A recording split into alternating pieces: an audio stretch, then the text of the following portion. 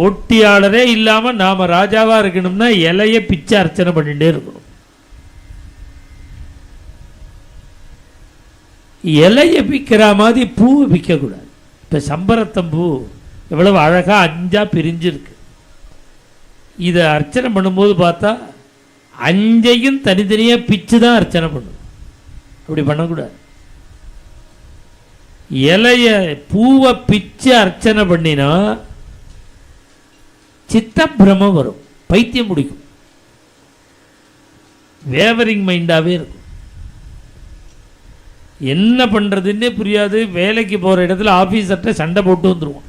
நான் சென்சும் ஆபீசரை பார்த்து அவன் சீட்டை கிழிச்சு வீட்டுக்கு அனுப்பிச்சிடுவான். நம்முடைய பாக்கியங்கள்லாம் குறையும். பூவை பிச்சா பாக்கியம் குறையும். இலைய பிச்சை அர்ச்சனை பண்ணினா சத்ருக்களே இருக்க மாட்டான்.